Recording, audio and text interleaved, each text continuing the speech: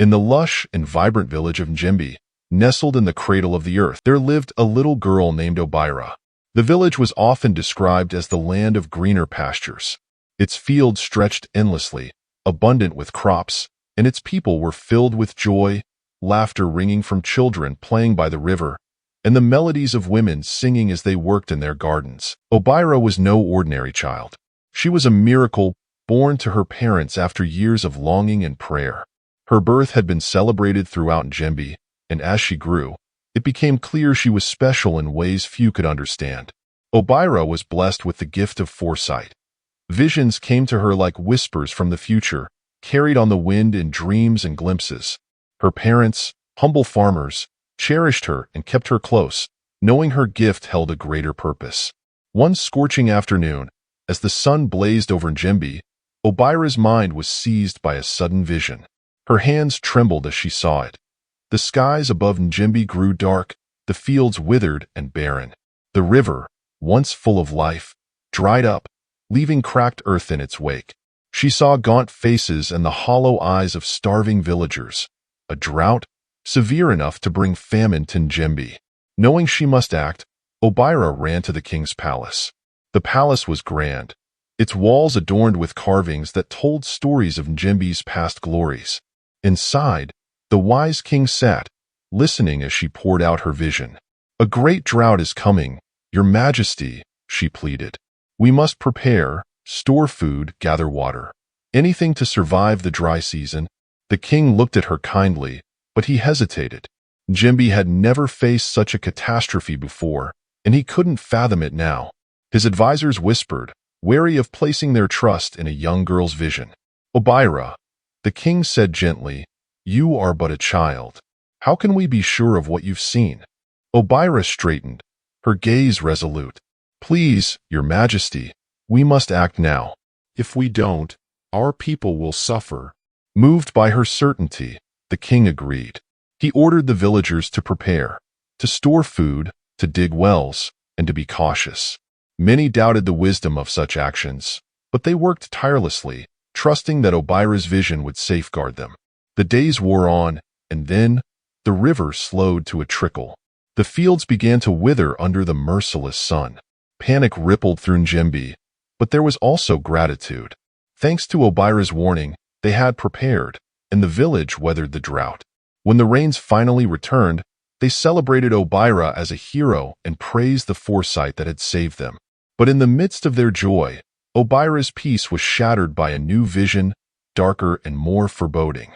She saw a shadowy figure approaching Njembe, its presence laced with menace.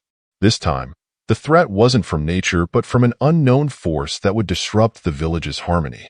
Haunted by this new vision, Obira returned to the king's palace. She described what she had seen, and the king listened closely, his trust in her unshakable.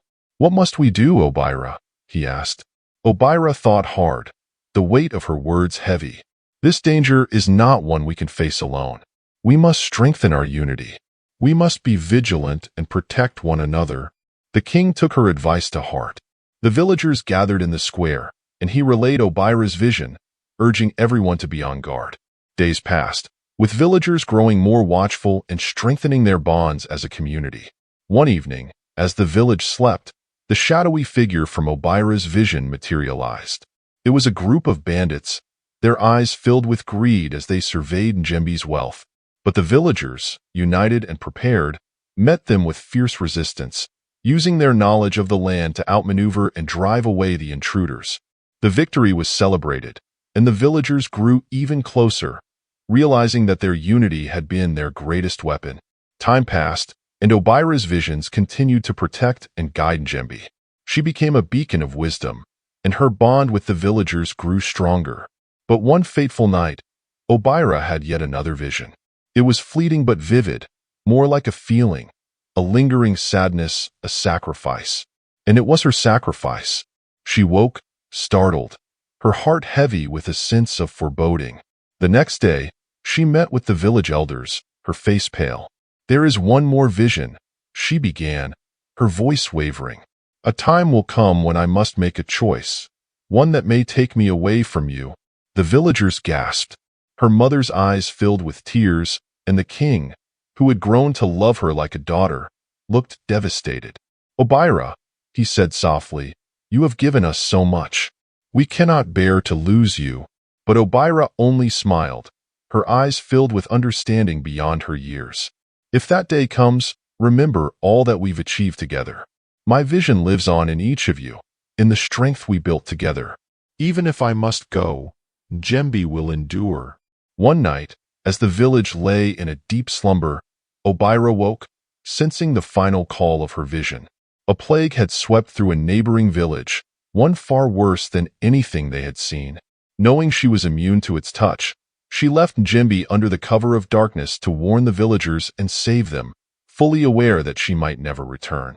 Eyes turned into weeks, and Njembe received word that Obira had indeed saved the neighboring village from the plague, though it had claimed her life in the process. In grief, the villagers held a solemn ceremony. They planted a tree in her honor by the river, a tree that, as it grew, would never wither, even in drought, symbolizing the enduring spirit of their beloved Obira. Generations later, the village of Njembe continued to thrive, resilient and united. And under the tree by the river, children would gather to hear the tale of the girl who saw the future and sacrificed herself for a land she loved.